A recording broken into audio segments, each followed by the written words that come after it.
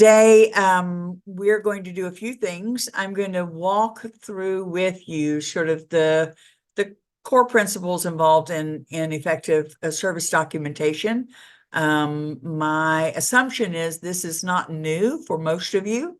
You are familiar with sort of what you need to be documenting in order to sort of have a clear sense of who you're serving and the kinds of services you're providing and how those what's happening as a result of that, if anything. We're also going to be looking at assessment tools that are based on social determinants of health, which are sort of those core determinants of well-being of health and well-being that are so important for many of the participants in your who come to you for support in your programs. And we'll look at a sample plan that's built on an assessment and identifying, leveraging the strengths and meeting the needs that were identified in an assessment.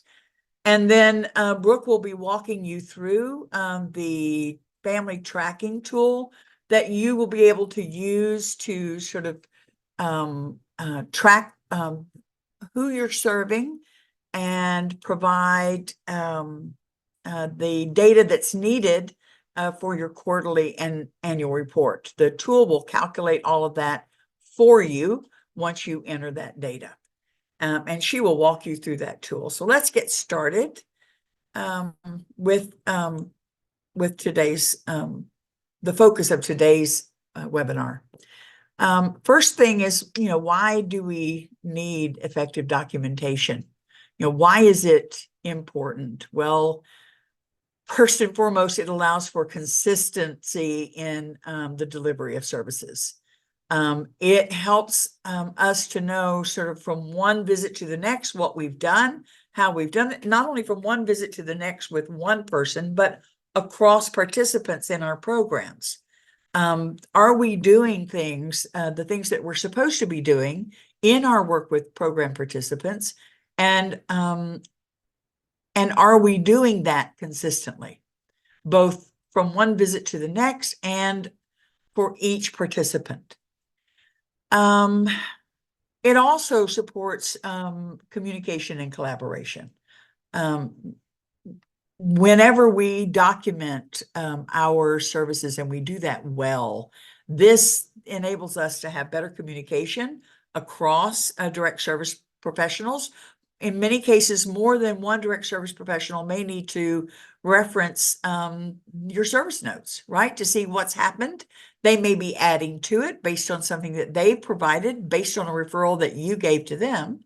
And so it's important that notes are written clearly so that and consistently, so that those who need to use them or who need to reference them will know what's happened, who did it, when did it happen, and what was the result. This in turn supports quality improvement efforts. It makes sure that we haven't dropped a ball somewhere, that all of the things that we needed to do or that needed to be done have been done, and they were done when they needed to get done.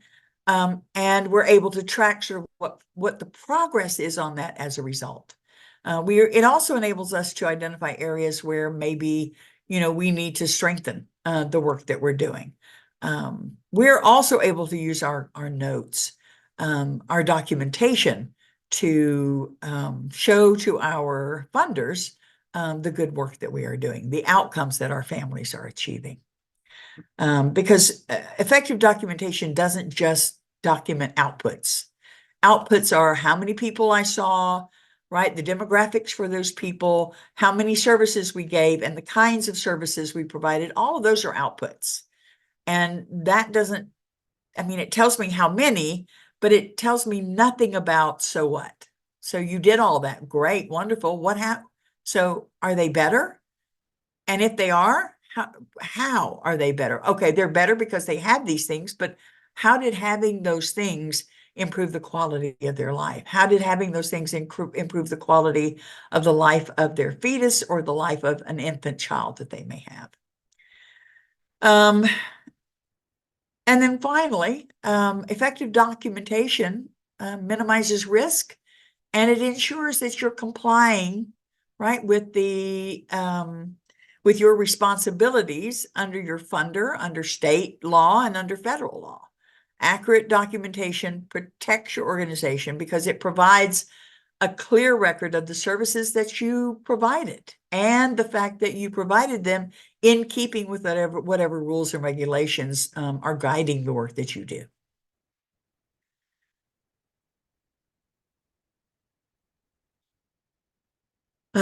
There's several different types of service documentation. There are needs assessments, there are service plans, there are progress notes, and there are reports. Today, we will look briefly at different types of assessments we'll look at one particular type of assessment, and there are some additional links for other assessment tools that if you don't have one, you might be interested in looking at. But I'm sure most of you have some sort of an assessment tool that you use to identify strengths and needs of those who come to you for services. What's working well for them, what's not working so well, in what ways do they need your help? Service plans, then, once you've done those assessments, are those things that you create in order to leverage the strengths that have been identified and to meet those needs. And a lot of times you're able to leverage strengths in ways that help the participant to meet a specific need. But basically your service plan, which you should be doing, or a task plan or an action plan, there are many different names for this, but basically those plans should be developed in collaboration with the program participant. We shouldn't be telling them what they need to do, what they must do, what they ought to do. Rather, we should be partnering with them and talking with them about what they feel they can do, what feels appropriate for them given their particular situation. And we then develop goals together, and we document sort of the kinds of interventions or tasks that we will complete in order to achieve those goals. And we'll have timelines for the achievement of those goals. And we also, in many cases, will identify who is responsible for achieving that goal. Is it something that the participant is going to do? Is this something the participant is going to do with your help?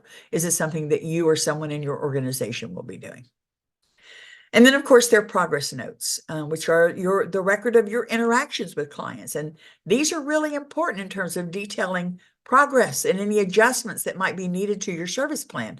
Progress notes should be directly linked to to the goals and interventions, activities that you've identified in your service plan. I should be able to read a note and know what progress you've made in achieving the goals and carrying out the activities identified in your service plan. They shouldn't be too completely, so you shouldn't have a plan and it's over here and we did it, and so we complied and it's there, and we don't look at it really again in preparation for our next meeting with the person, because we should always have that plan in front of us, and we should be looking at, so what goal are we focused on in this visit, and what are we going to be documenting about what progress we've made towards achieving that goal, or do we need to change the goal in some way or change the activities in some way? That's what those progress notes are for. And then, of course, there are reports. And for reports, that's what we'll be talking about. Brooke will be talking with you about a tool that's being used, that you can use to help you with your reports for OCJP. But some of you may have other reports that you need to do, and you want to include the work you're doing under this grant in those reports. And you may have systems where you can develop the kinds of reports you need to meet the requirements under this particular grant. But basically, without service documentation, you won't have the data you need in order to develop any report. So service documentation is critical for reports that summarize your program activities, your client outcomes, and other relevant data for your funders, for your stakeholders, and for your own, most importantly, internal use. Which brings us to the essential elements of effective documentation. Using clear, concise, and objective language is really important. And I'd say objective language, a lot of people will,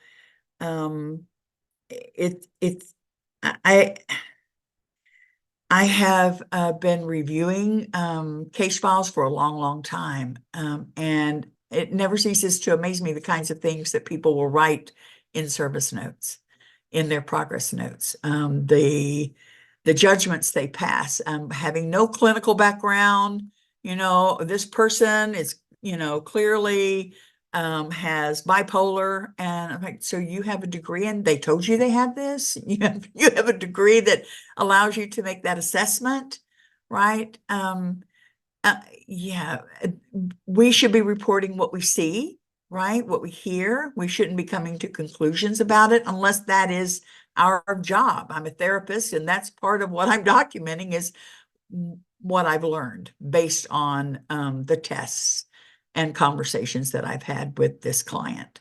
But basically using clear, concise, and objective language is what we want to do. And for those of you who are not familiar with AI, Microsoft uses Copilot as their AI, and Google has Gemini AI. And for one of the things that I have also observed in sort of reviewing case files over a long, long period of time and reading thousands of progress notes and service notes is that people struggle with writing. Writing is not something that everybody loves. And you can write a service note and write it just however you want to, stream of consciousness about it, copy and paste that into Copilot if you have like Microsoft Explorer. And just before you paste it into Copilot, say something like, put in a little thing like, please revise this so that it's concise and grammatically correct. And then put a colon and paste your little service note, and voila, you'll have a nice, clean, concise, and you can tell it, make it objective, remove any subjective language. It'll do that for you. It'll take care, give you a perfect note to put in your progress note. So that's a wonderful little tool that I strongly encourage if you have folks who struggle with that, who hate documenting their progress notes because writing is such a pain. That can be a real big help for them. Effective documentation also captures demographic information, presenting problems, brief, relevant background information. It identifies client strengths and needs, service goals, intervention services, assigns responsibilities with dates, times, and signatures as needed. It plans progress monitoring, right? And in planning progress monitoring, it talks about how progress will be monitored. Are you going to have sort of phone check-ins? Are you going to have them sort of meet in person or virtual meetings? Are you going to do surveys? Are you going to track accomplishment of milestones? Are you going to do this, weekly, monthly, annually, if it's like a follow-up survey? And then finally, effective documentation is stored securely. Particularly for many of you, you are dealing with personal and health information. There are a lot of state and federal requirements about how such information is stored and who gets to access that information. Please make sure you're aware of what those rules and regulations are. If you do not know, please reach out to Brooke or Chase, and they'll make sure to provide you with some guidance around that. But it's really important that you make sure that you keep any information that you are documenting about anyone that you are providing services to in a secure place, and that you are limiting access to that to only those people who need to see it, and that they have documented their understanding that that information is confidential.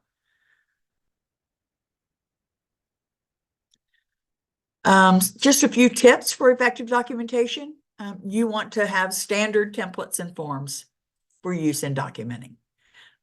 It just makes things so much easier if you just have a standard way, a standard procedure to document a case plan, to write a progress note. How do you want to do that? Use electronic documentations when feasible. The tracking tool that Brooke and Chase have developed for you will be great for your first year, but we strongly encourage you to think about purchasing something if you don't already have something, or explore sort of developing the system you have, create it, sort of tweaking it so that you're able to document what you need to document and report on what you need to report on. Because continuing to use an Excel spreadsheet over time, particularly if you see a lot of people in this program, could get clumsy and difficult. So just electronic documentation systems are better if you can do that.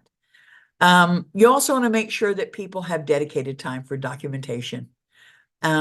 Documentation is not something most people like to do, and they will put it off. And the longer you put it off, the less accurate the documentation is. People forget. They think I'll remember this. I'll put it later.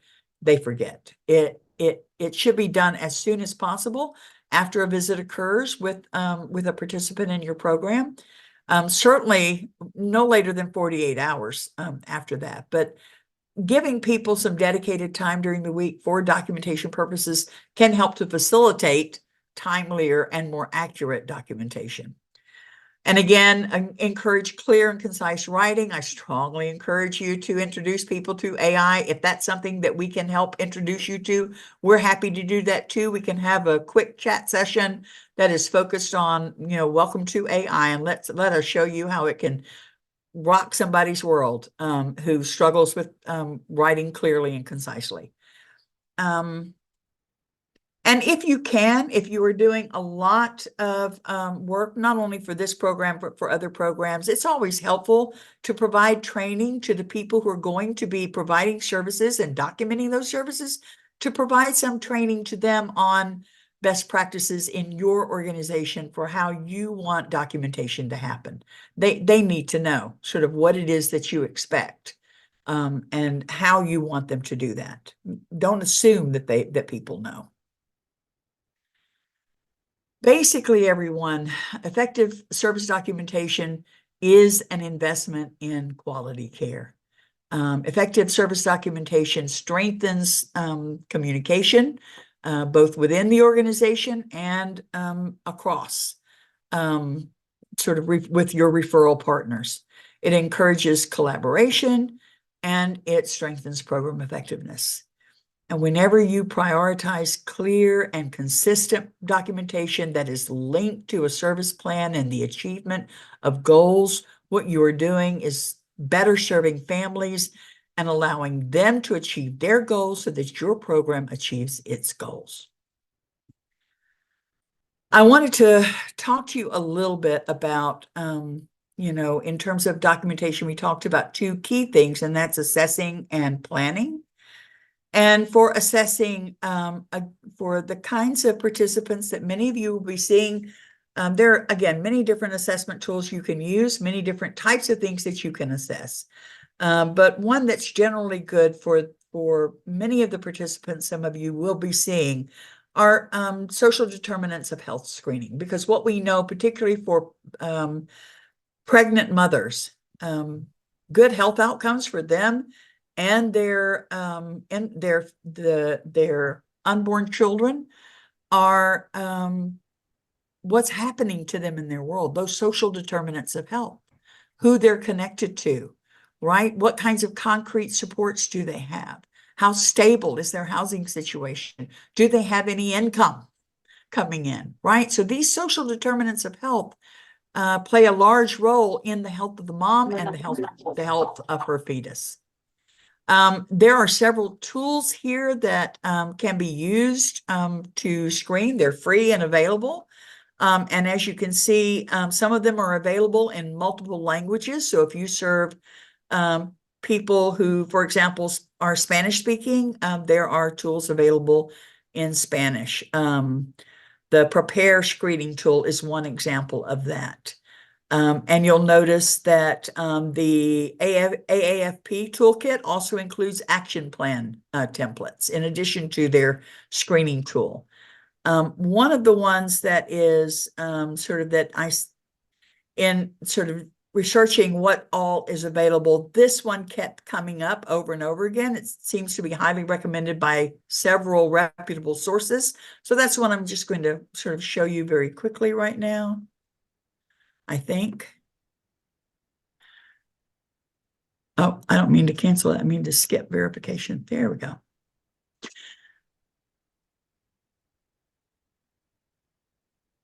Let me make sure that you're able to see what I'm showing. There we go. So this is the Accountable Health Communities Health-Related Social Needs Screening Tool. And you have some explanation about what it is, what it means, why it's important, and what's in it. Who should use it, who made it. So you get the background. And then these are the core questions. And they ask you about living situation, about food, about transportation, utilities, safety, which are those core components of social determinants of health.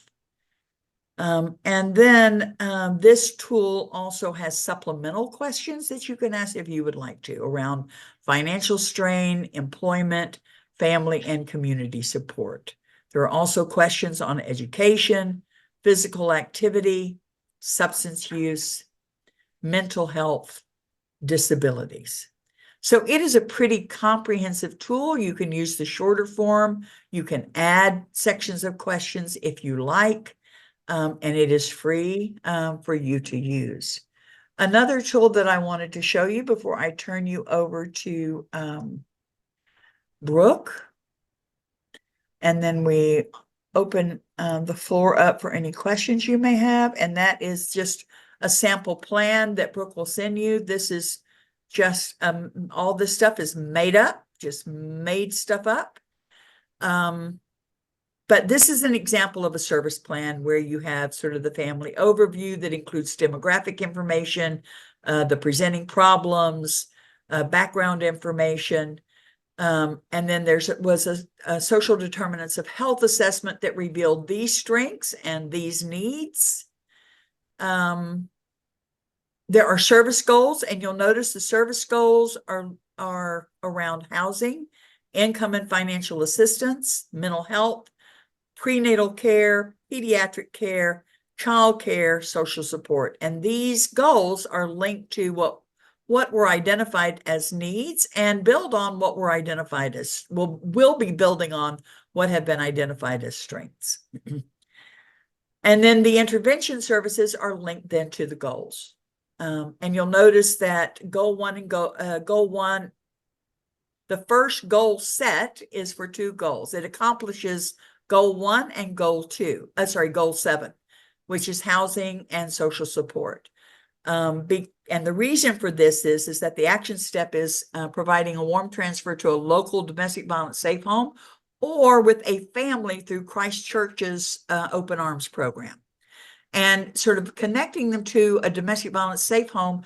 Domestic violence safe homes often have support groups for those residents in the safe home, which provides that social support that this mom may be needing right now. If they're connected to a family, the family then becomes that social support. So in finding some safe housing for this person, a homeless shelter obviously would not be a good choice because this person was raped in a homeless shelter. And so that would not feel safe to this mom. Finding a place that is safer for her and that provides her with a support group would be very helpful to her mental health as well. And then assisting her with applications for housing assistance. And I'm not going to go and read through all of these, but just to give you an example of the kinds of activities that you can engage in that with in support of a participant to help them address the needs that they have and build on the strengths that they have. For progress monitoring, we can see that the family coach will hold weekly virtual in-person meetings with Ms. Doe to discuss progress towards goals. Family coach will track housing applications, job applications, and prenatal care attendance. Therapists will monitor clients' progress in therapy and adjust treatment plan as needed. Family coach and Mrs. Doe will conduct regular assessments of Mrs. Doe's health and well-being.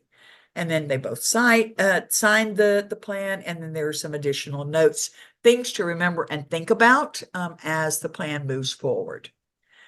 And now, before I give you to Brooke, who's going to walk you through the tracker, I'm just checking in with you to see if anybody has any questions, any thoughts, any observations. So both of those are available through that same link. Yes, yes. And Brooke will be sending you those slides and the sample plan. So yes. Thank you. We can also add them to the website so that you all can find them there as well. Yes.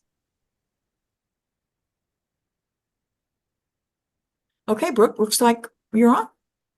Awesome. I'm going to screen share our Excel tool.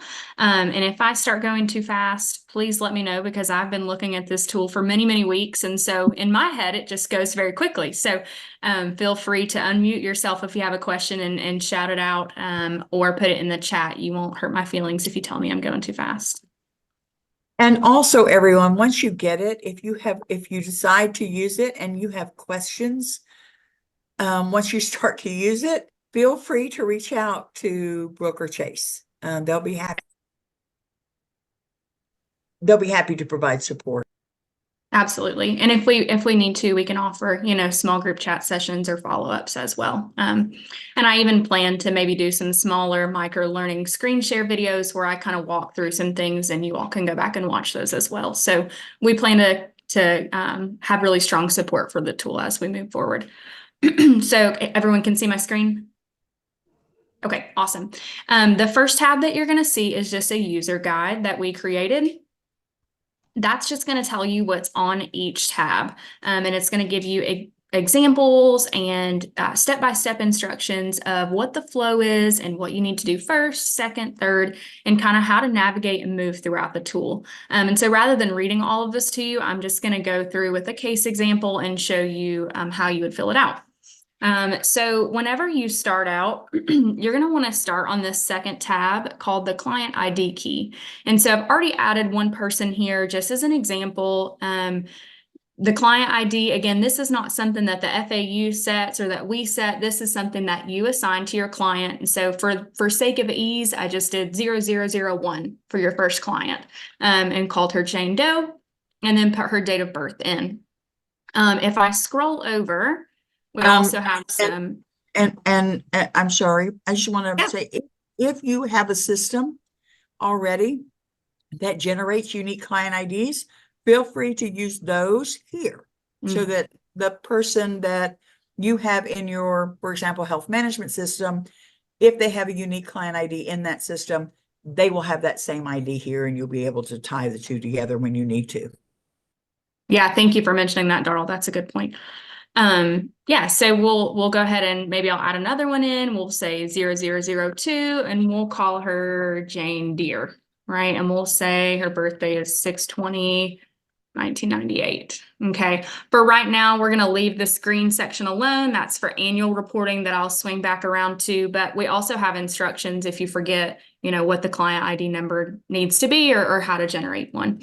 So then once you've generated your client ID, you're going to go to the quarter tabs. So these quarter tabs, Q1, 2, 3, and 4, are going to be broken up into the fiscal quarters for the FAU. So we've actually included those on the user guide too, because it's not like Q1 doesn't start in January like the regular calendar year does. So that would be something you would just need to double check. But for sake of ease, we're just going to go to Q1. We're going to put in our client ID. Scroll up here. We already have her in here as 0001. She's a new client, right? So I'm just going to mark a value of 1 here. Anytime you see a field that applies to your client, you're going to put in the value of 1. The cells are set up to where that's the only thing it's going to accept. It's not going to accept an X or a check or a yes. So you'll need to use 1. But again, all that is in the user guide. So this blue section that's your demographics is what you're going to want to fill out when you're doing your intake, the very first time that you're admitting this client into your services. So I'm going to say she's a new client. We're going to go through and say Hispanic for race and ethnicity. I'm going to scroll over. You can see that I've already added the value of 1 in the gender column. Yes, Daryl. You're on mute. If you'll go back, please, to the first one where it says, and again, this will be in the note, but for Q1, everybody's new. even if they're continuing, even if you have someone who's continuing from the previous year, for this new fiscal year for OCJP, they are new in this fiscal year. So everybody in your first quarter will be new. In your second quarter, you will have new and continuing. Right. Yeah. And so just so we're thinking in terms of fiscal quarters, that first quarter does start July 1. So if you guys serve clients now during this technical quarter 4, they would become a new client on July 1 whenever that fiscal year rolls back over. But again, like Daryl said, these will all be in the notes as well. So we'll scroll back over. So we put in that gender, and then we put in the age group, again, value of 1. And then we come over to special classification of individuals. I just put a 1 in here for veterans, just for, sake of ease, we're counting something. So all of these blue boxes are things that the FAU is going to require for your quarterly report and also your annual report. These are the demographics that you need to do. So once you get through these, you notice the color changes, right? So we're going to flip over from the demographics to what we call the services log at the bottom. Scroll up. Okay, and then when I'm on this tab, I'm going to say, for sake of ease, I said the intake date was April 1st. This is the day that we started serving this client. The service date, like I said, quarter 1 starts on July 1st. So I wanted to show you this way for the sake of ease into populating how I want it to populate. So we're going to say today is July 1st. Her name is here.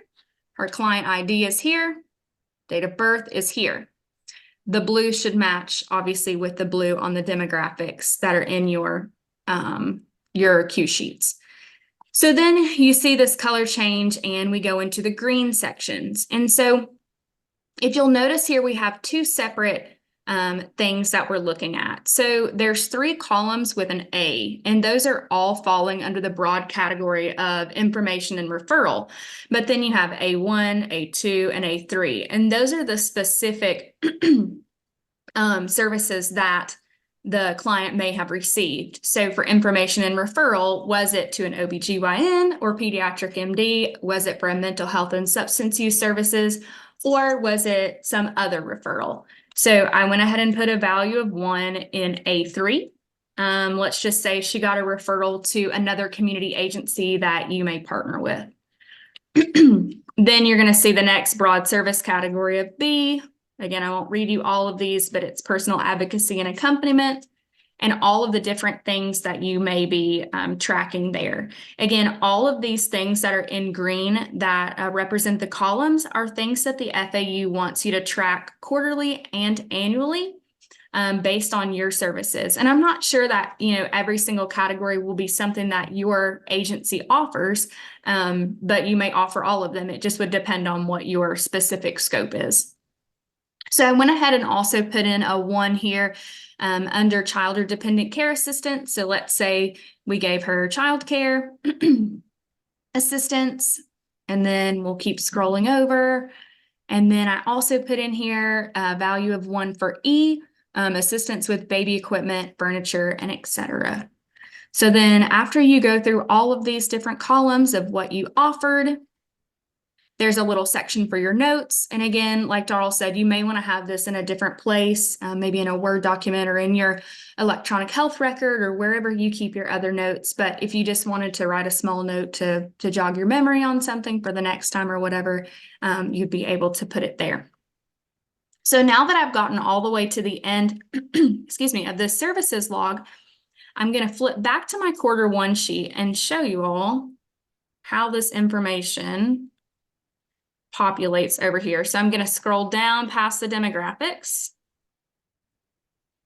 And I have section 3, services delivered. So if you'll notice in that A column where I put a 1 in A3, it automatically populates to here, 1 to show the services performed. Now, if I went and put in, let's say, my other client and say she got the same services and I put in my 1 there, this would populate to 2. So it's automatically counting up your services as you document them when you serve your clients.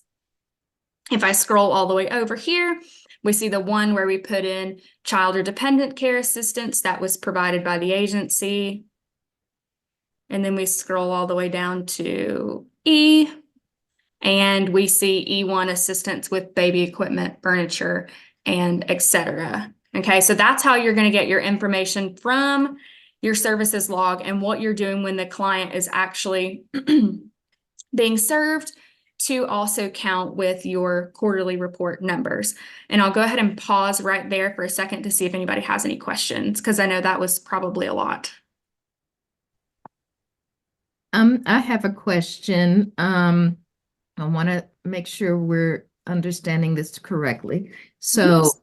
if we are receiving our grant funds this month, that means that we enter in the information in Q4? This would be Q4, yes. And there's actually, it's good that you bring that up. We have to make one fix before we send out the tracker, because right now Q4 is set up for 2025.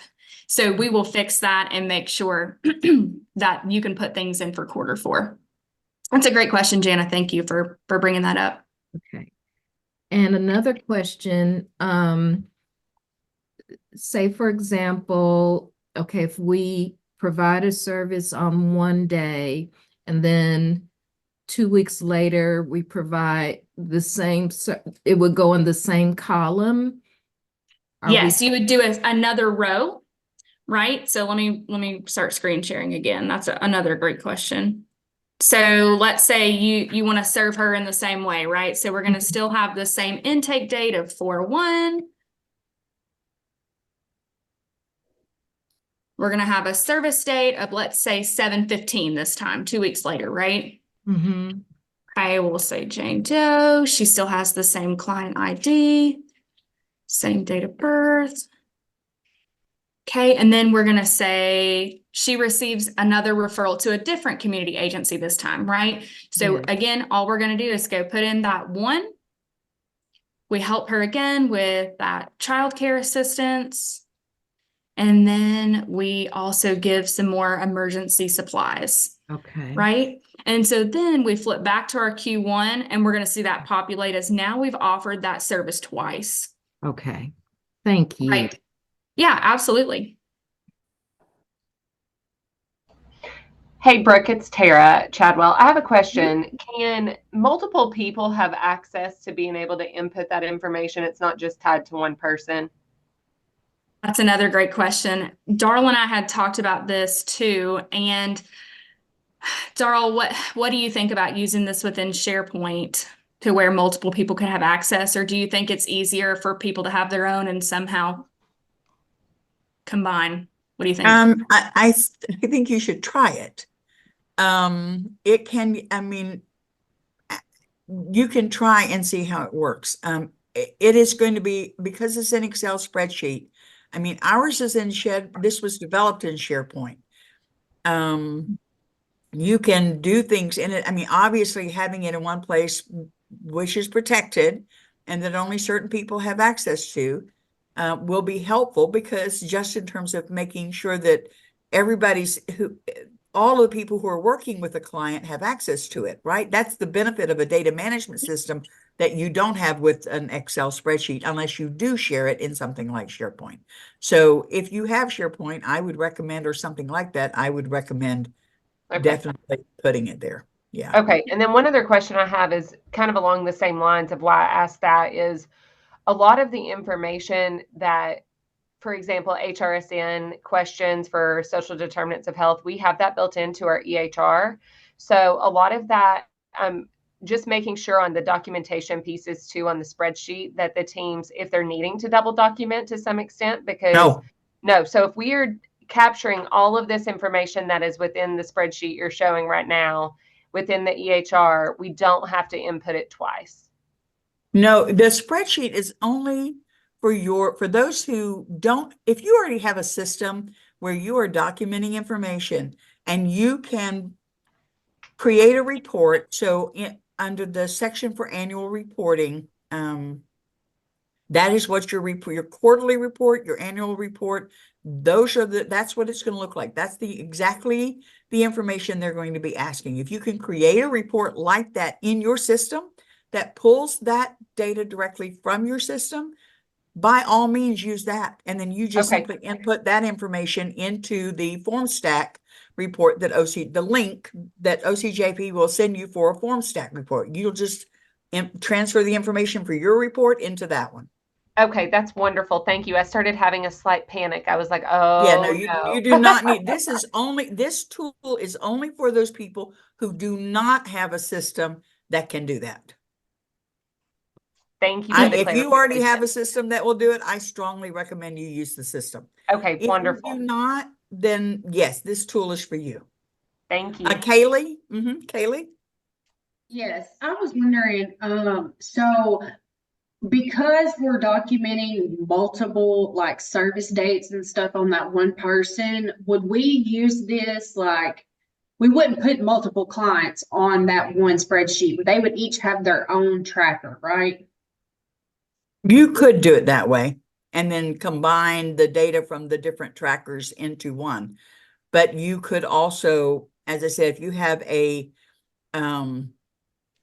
like Google Docs where you can share the document there and everybody goes in and, and inputs data into the same document, or you have SharePoint where you can accomplish the same thing, then that makes it all of the information you need for all of the clients that you're serving at your organization.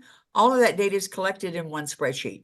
If you do it in separate spreadsheets, which you can do, and give every person who's doing this their own spreadsheet, somebody will need to combine the data, right, in the report that at the end, so you'll just need one person to have a spreadsheet where they're combining the data they'll need to manually aggregate that. Does that make sense, Kaylee? Yeah, it does. But what I'm saying is like with that one spreadsheet, can we put like, okay, so you've got like Jane Doe and then Jane Deere. Would I put Jane Deere on there? And so that person will have their own line. Okay, I think I answered my own question. Yeah, that's right. So Jane Doe or Jane Deere or Bobby Smith, they will have their own unique client IDs. So when you go to the service notes, you can have Jane Doe entered in there 10 times, 15 times, 20 times. Okay. Right? The other, You can enter Jane Deere in there, same thing. And they don't have to be in sequence, right? That you don't Okay. have to, because you will be and Brooke, I don't know if the tracker that you're using is formatted so that you for the can table. That's what I Right. was about to say. It will be, but it's not quite yet.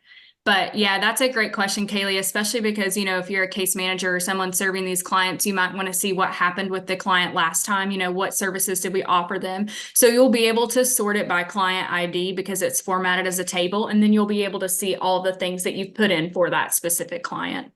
Okay. Is that kind of getting at what you're Yeah. asking? Yeah. Yeah. Okay. All right. Thank you. Awesome. Yeah, of course.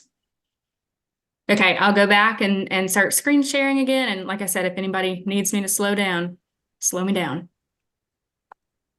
Okay, so we have our information in our Q1 tab that has populated from our services log. If we look back at our services log, one other thing that I wanted to show you is that all of these columns are going to populate to your cue sheets based on those very specific services received. Now here, my client ID has turned yellow and we've given a little note, right? So duplicate client ID detected is what it says. And so this is supposed to remind you that you're going to go back. If you see this client again, you're going to go back into not your client ID key, your quarter sheet. We're going to scroll back up to the top past our demographics. Sorry, I'm using a trackpad, so I'm a little slow today. And then we're going to put in what broad service category, so that's just the A, B, C, D, E, and F, not the A, 1, 2, and 3. Have we done with this client this quarter, right? So far we've given her A, B, and E. Now let's say I serve her again next month, and she might fall into the category of receiving C. So once I go in and put in my service note in the services log and that client ID populates as yellow, hey, you've seen this person before. If there's any new categories, you need to go back and add that in. So let's just say, yeah, we offered her safety services. We would go back and put in a 1. What that's going to do is give you how many people you've served in that broad service category. So the things that are down here on the bottom is going to give you your A1, A2, A3, the very specific services. Whereas this one on top is going to give you your broad categories. Does that make sense? That's the only one that you should have to manually input. So then when it comes down to time. And just one more time, just to remind everybody, in the broad category, the service types, A, B, C, D, E, F, those have to be unique, right? So a person can only receive one of those you only put a 1 in here for a person one time in a quarter. So once they've received information and referral, then it's a 1. You put a 1 there.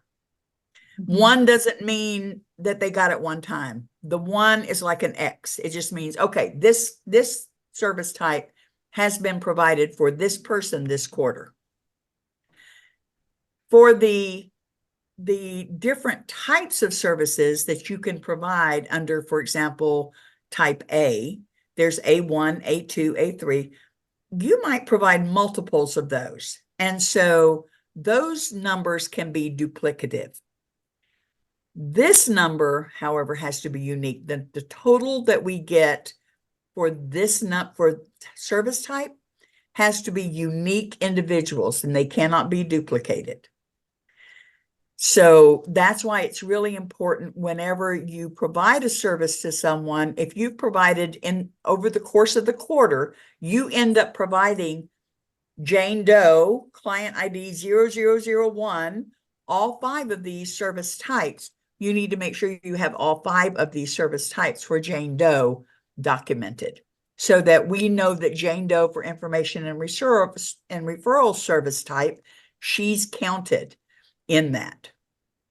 We haven't neglected to include her in the count for the total number of unique people who received that service type.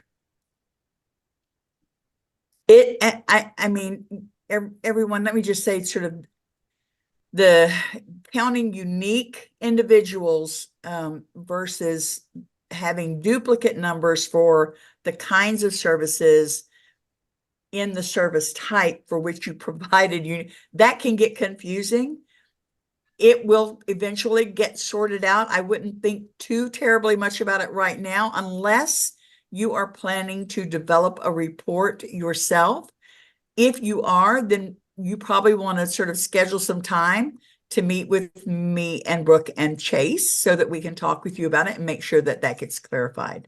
Otherwise, just make sure that you're clear, if you're using this tracker, that you understand what you're putting in this green box on the main page for Q1, on what Brooke is calling the Q sheet, what you need to put on the Q sheet for the green box versus what you're adding in the service log, where you can have Jane Doe listed 10 times and the service type, the A1, A2, A3, B1, B2, B3, B4, you can do those as many times as you need to, as many times as they were provided.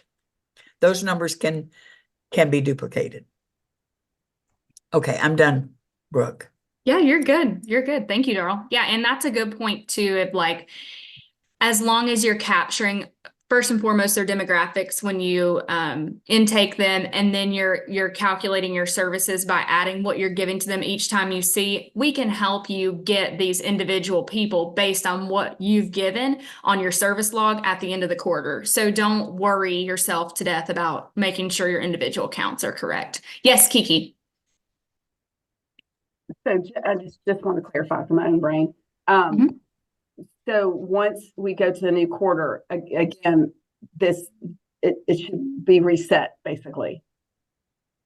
So on your For new the quarter, you would use your services log is going to populate based on the service date you put in here. Now, when you enter the demographics, you will need to make sure you enter those in the correct quarter when you do the intake. So even if it's the same client that we saw in quarter one, if it's Yes. now quarter two. And then you would just make sure, remember that you're doing them as a continuing client. Right, but you still add them in. And Yes. then over to the right, or the green stuff then reset. So for the general service types, you would only have a 1 in there, and then below you might have more than once under each category. You got it. Mm-hmm. Thank Yep. you. Yeah, of course. And this is, again, I just want to put, Brooke and Chase worked hard to try to create a tool that would minimize the number of different times you have to input the same information. Unfortunately, it's Excel.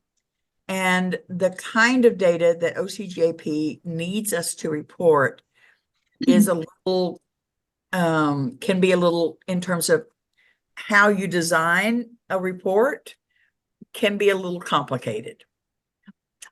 And because of that, that's why the solution, so that they're able to capture the information needed for your reports appropriately, and capture it in connection with service types, they had to develop the tool this way. If you have an automated system and it's not an Excel spreadsheet, it's a lot easier. And so even if you don't have one now, you might want to think about sort of investing in one. Your grant can pay for it for going forward. Just a thought to put out there. And if you need help in thinking about that, again, we don't recommend particular systems, but we can sort of help you in terms of what you need to think about in getting one.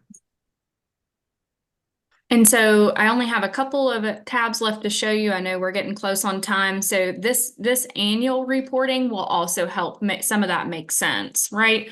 So let's look at category A. So we have this A, information and referrals. Right here, this populates from that green section that we just talked about on that Q1 sheet. So it's going to be the number of individuals who receive these services, right? So we have one individual. However, we served that individual 2 times by giving her that referral to the other community agency. So even though these don't match, that's okay. Because in theory, we could give one client, 15 services during a quarter or more. So that's why we're trying to help differentiate between the individuals and then the service categories as well. But again, this is just another pre-populated tab that comes from all the other data that you've collected that shows it in the quarters here for your annual report. So it's just pulling stuff from Q1, Q2, Q3, and Q4, and then gives us that annual total here. The only thing with this sheet is that this total here may not necessarily be your total of all the quarters served, because let's say you served the same 12 clients in quarter 2 that you served in quarter 1, right? So we wouldn't have 12 individuals, or I'm sorry, we wouldn't have 24 individuals. We would still have 12 unique individuals. So in order for us to calculate that annual number, Chase added this into the client ID sheet that you can go back and do annually. Like we said, sort your client ID off of that table, give it a scan, see which of these broad categories you offered them during that year, and then that's what you would enter into your annual counter, if that makes sense. The only other two things that we have in here that you don't necessarily have to use would just be a timesheet. Again, this is just pretty general that you can use to, print out for your employees who are on the grant, and they can keep track of their time and activities that they've done. And then the other thing that we included in here is the client outcome report. This is the survey that you'll give your clients that's required by the FAU, these specific questions. And so we kind of had an example here. We set it up as a Microsoft form, and then that form populates into this Excel sheet. The only issue with that is if I give you that form, your data integrates with our UT system, which is a whole mess. So we would help you if you would like to sit on a Zoom with Chase and I, create your own form and help you get it to your spreadsheet. That wouldn't be a big deal, but I just can't have you copy my specific one because then everybody's stuff is going to be all jumbled and we'll have a mess. But this one's just kind of an example. But anytime your form gets filled out, it just populates here, and then that's what you would use to report on your form stack to the FAU. Anybody have any other questions?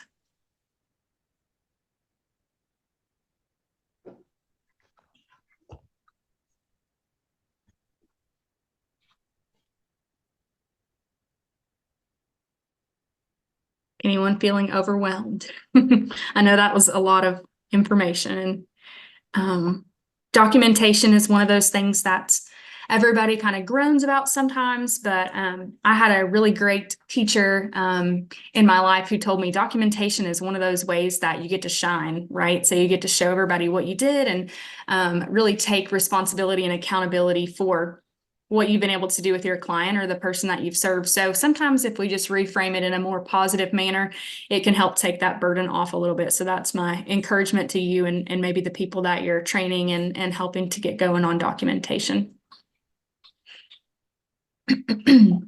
And like I said, we'll be putting out some more content around this as we roll it out. Everything will be on our website. We'll make some shorter videos too, so it's not like 1 hour of you sitting there being stressed, thinking, how in the world do I do this? And we're always a phone call away and email away as well. So I'll be sure that this recording gets up ASAP. And if you guys don't have any other questions, we'll go ahead and close up. But we really appreciate your attendance today and hope that everyone has a great rest of your week. And I'll hang on if anybody wants to ask any other questions. I do, Brooke. Yeah. What's up, Kaylee? So I may have missed this in the beginning, but okay. So in order for us to get this grant, or not this grant, this tracker, we go to the SWORPS website, right? Which is what, okay, how do we get it? It's not on there yet. I will send it out when it's ready. It's in the very, very final stages of a few more fixes we have to make. And then I will send it out to all of the project directors that I have. If you are a project director and you would like it sent to, you have someone in charge of documentation or whatever, email me and let me know who it needs to go to. And I'm happy to put whoever on the mailing list. Okay, awesome. Thank you. Mm-hmm. I just want to appreciate your hard work on that sheet. I'm an Excel nerd and it is wonderful. I wish every grant I worked under had something that clear that we could use. So thank you so much.